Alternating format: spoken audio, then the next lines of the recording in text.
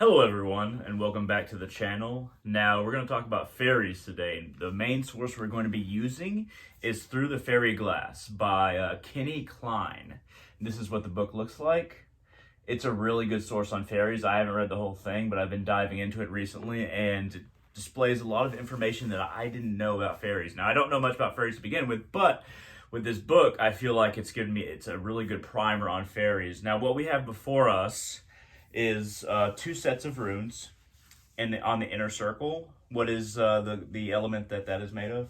Oh, that's Unicate. Unikite. That is Ashley's rune set, and then on the outside of that is my own rune set that I made from a branch that I cut individual pieces and burned and carved into these little pieces of wood. And of course, I anointed them with my blood, and then I painted them red, as one does. Outside of that, we have a ring of crackle quartz, which is a type of quartz that has many different colors, and it allows energy to be focused within the circle.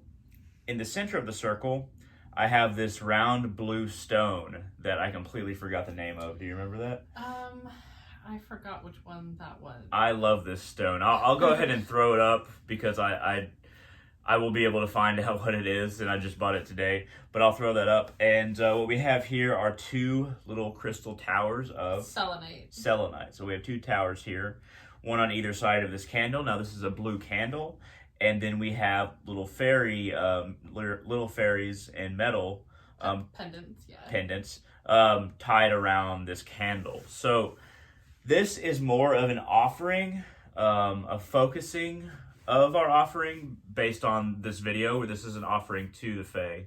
So we wanted to focus our offering and not necessarily offer anything else, but to focus their attention to this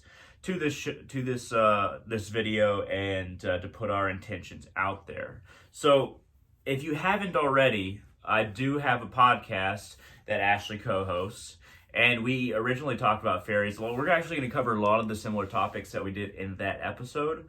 But if you haven't viewed the podcast yet that we are both a part of, please go to the Spirituality and Magic podcast, specifically Spirituality and Magic podcast. Now it's on Spotify, it's on iTunes. You just look for that fire pick. It is on Overcast. It is wherever you get your podcasts. It'll be there. But you might have to scroll down a bit because there's not a whole lot of watchers just yet. Just look for that fire pick, and just look for Spirituality and Magic podcast. We have an episode about fairies that we did about 2 episodes ago, and it's hopefully the podcast will take off. We can share a lot more content on the podcast. So please check that out and give us 5 stars on iTunes and a review. That would be greatly appreciated.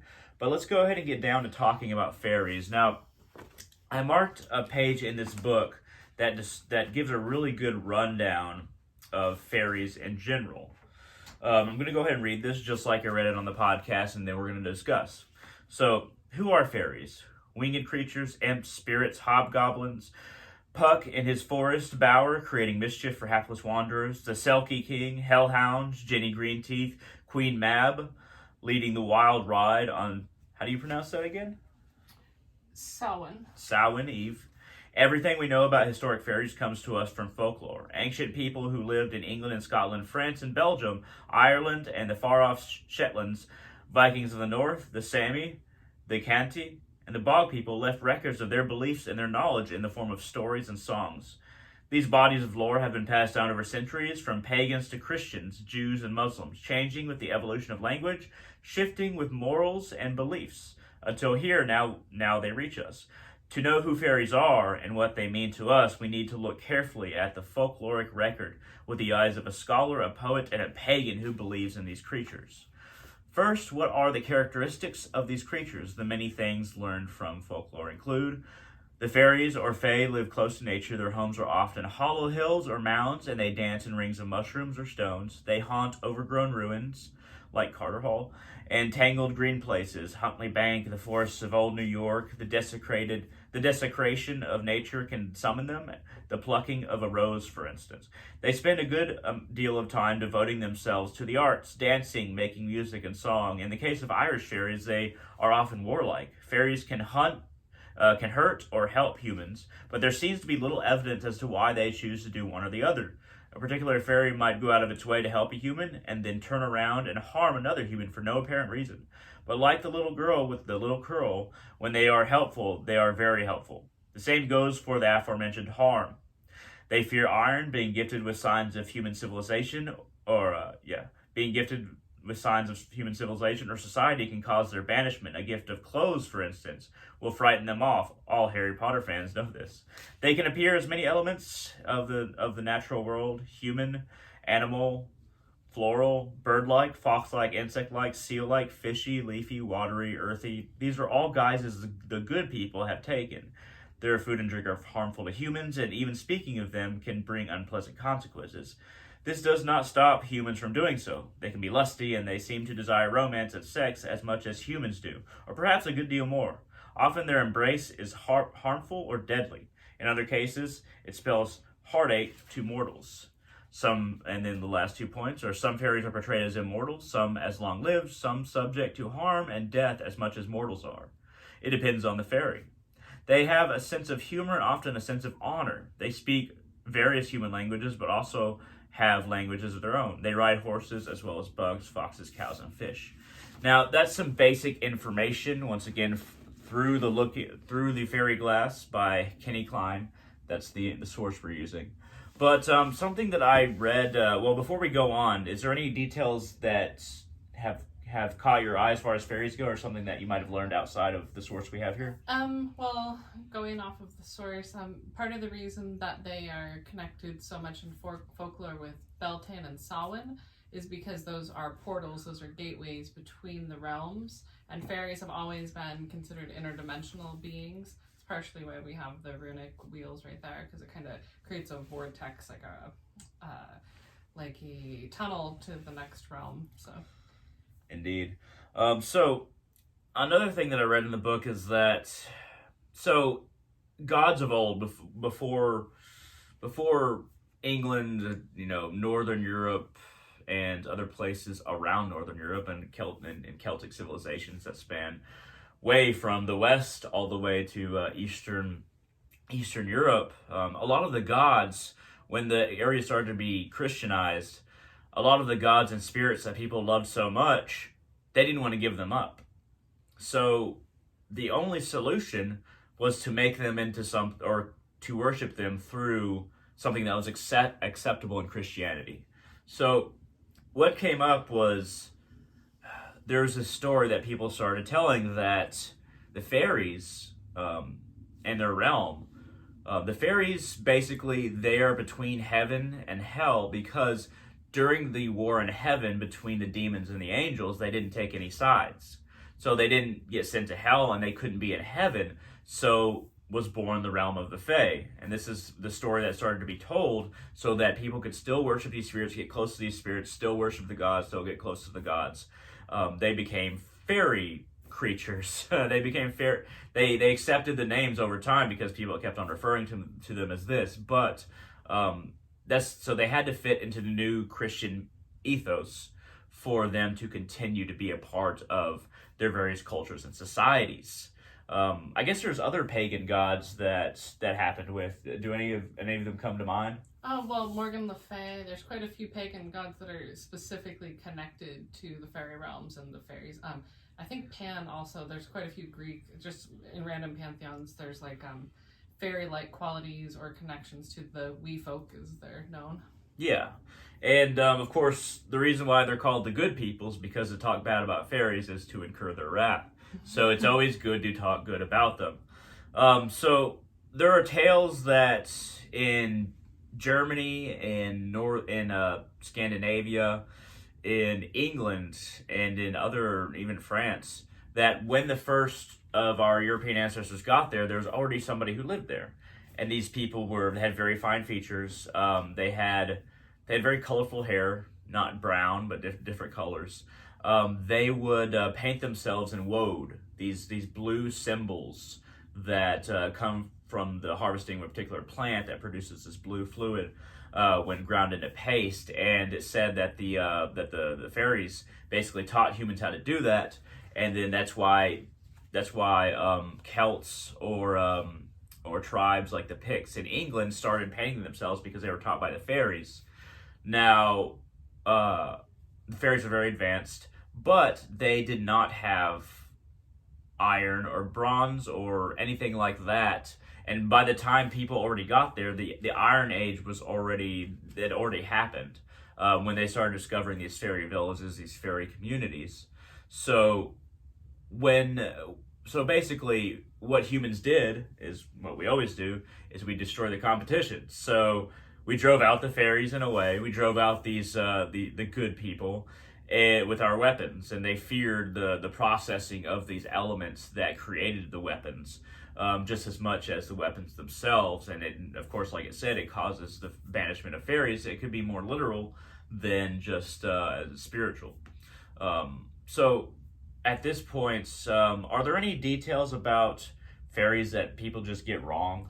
Well, part of the reason I think that iron and metals freak out the Fae is because they're interdimensional beings that are basically emanations of nature. So trees can take on the form of a fairy, different animals can take on the form of a fairy. So anything that leads human consciousness away from attunement with nature to the Fae would be considered a negative thing, and it would let them know that the humans were not necessarily on the wavelength that would be proper in order to receive their connection. Like, Yeah, that makes sense. So they're so in tune with nature that to alter nature and to process materials and to make something like iron or steel is almost sacrilegious to them, correct? yeah, and also the consciousness level of humans in order to make these more modern. I mean, to us it doesn't seem modern because we're in the technological age, but to anything that's like not made of specifically natural materials, to them it's already like one step away from where their consciousness is, because their consciousness is so at one with nature, a lot like animals are. Indeed.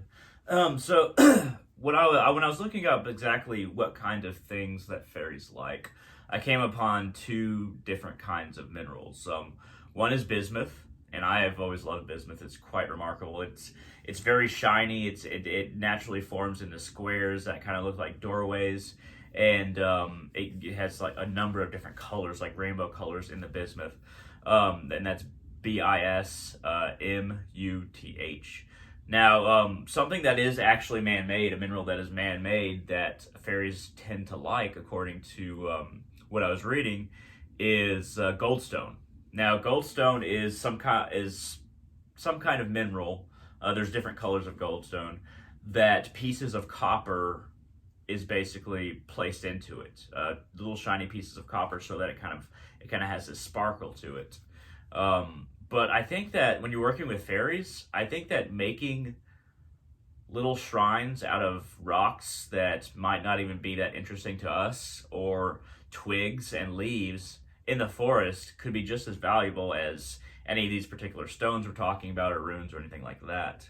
So like, is there anything you would like to say about like what you would include as part, maybe a fairy working or fairy shrine, something like that? Yeah, when I've worked with the Fae, I tend to, well, there's two ways I do it.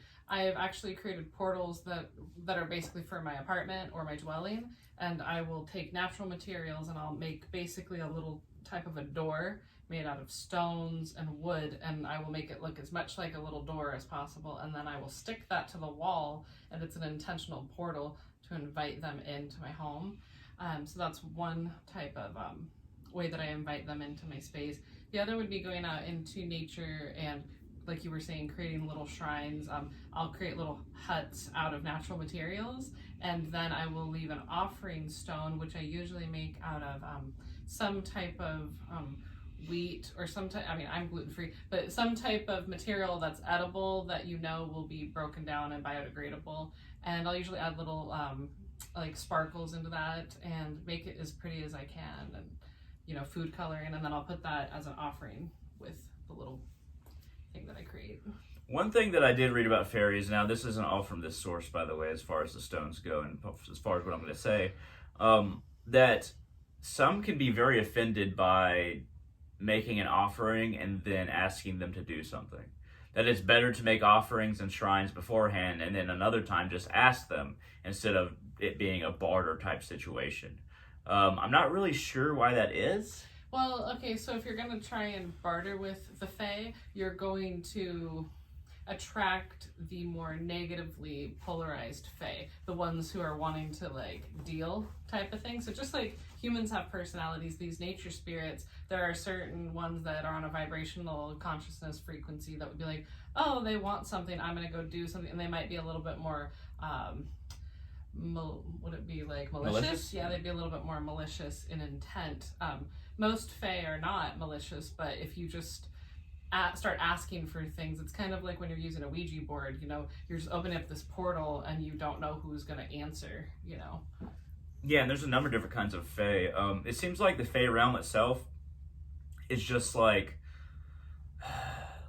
nature is very much alive and grows very quickly. Yeah. There's a lot of danger because nature has more power, it's more wild. Yeah. There's when you add the magic of the Fae to that realm and those beings, there's this essence that they're very big tricksters. Yeah, I think of them as individuated elemental spirits, pretty much. So we have the elemental spirit of fire, and then within that might be, you know, different Fae that are more polarized towards fire. And then within Earth, you're going to have a whole lot of them, because that's one of the realms that they exist within. But yeah. Interestingly enough, Odin is considered kind of a fairy king by some people, because in some places people wanted to worship Odin, but of course it was Christianized and you couldn't do that, so they made him into like this fairy being that haunts, you know, certain places, and that's how Odin was worshipped, which is... Well, I would say as his... Okay, so he... You know, he's part of the Aesir, and I would say the Fae tend to be more connected to the Vanir, but yes. I would say that Odin's always been a trans-dimensional being more than some of the other gods. He likes to move around through the other levels. So he has a lot of titles and names. Yeah. It's really hard to keep track of because I think he's one of the only gods that has like thousands of titles and names. Yeah. And they all represent a different part of him. He's very non-corporeal, very hard to pin down, which I think is a very big part of Odin. And actually the Fae, they're very hard to pin down. Yeah. They do not conform to our idea of what a magical being is, as far as this magical being always doing this or always doing that. Yeah. It's more about they have in essence they have more willpower than a lot of other beings and like their freedom of choice. Yeah, I've always considered them more like a fifth dimensional being, or somewhere in between fourth and fifth dimension. I think they kind of go between the two. Whereas angels usually have set qualities because they're much higher. They're in, I think, the sixth, seventh, and eighth dimension, maybe even above that. They're closer to the all in scope. And fairies are more, they're above humans on a level, but it's this twilight area between nature and human consciousness. So they are more individuated and they have more personality. And you know, the Icelandic elves, which are very much Fae, they're usually described as they don't have as much freedom of choice as far as the Icelandic elves go, because it's like their nature is set. Like there's a certain amount of things that they do. They don't move forward either through time or development like humans do. Yeah, that would be fifth dimensional consciousness, because where we're at is third and fourth, which is space-time. So if you move above that, you're in this eternal space. So therefore, pretty much how you are, you're consciously manifesting everything right in the moment, but there's like, sometimes that can lead to stagnation. So. And by the way, Icelandic elves, there's some, if you want to know any horror stories about elves and the Fae, just look up Icelandic elves and capturing people, presenting them with food that looks delicious, but it's actually like leaves and sticks. Yeah. And then they'll get that person to do a number of things, and then the good people will send them back to our realm. Quite insane.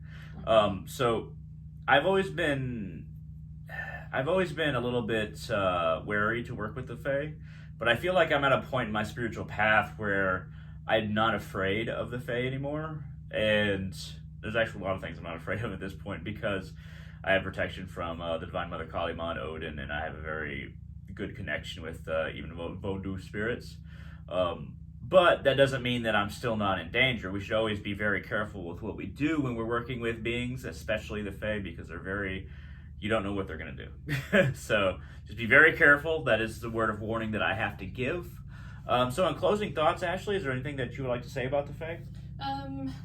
Yeah, as far as working with them, just start out with honoring them and increasing your connection to nature and creativity and art, because those are the things that I've noticed that they appreciate more than anything, is when people live at one with Mother Earth, close to nature, and they tap into their creative spirit. And then that way you don't have to worry as much about them doing mischievous stuff in your life.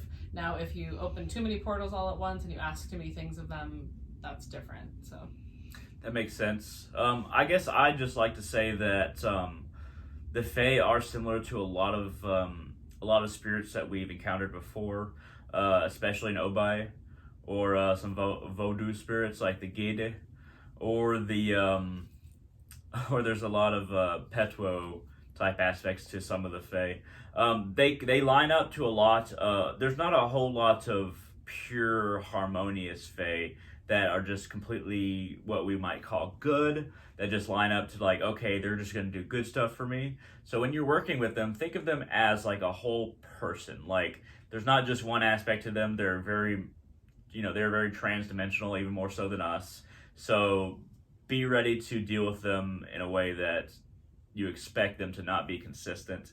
Just like people, just how people can have different emotions, they have different emotions. Yeah, different emotions, different intentions, all that. Anyway, hey, thank you very much for watching, everybody. I really appreciate you watching this video. Now, if you want to hear the over an hour long Faerie episode we did on our podcast, which is once again Spirituality and Magic Podcast with that fire pick, I'll go ahead and put it up again. If you have iTunes, if you have Spotify, if you have anywhere else you listen to podcasts, Anchor, please look it up. Please give us a thumbs up if you're on iTunes, and please write a small review. We greatly appreciate it.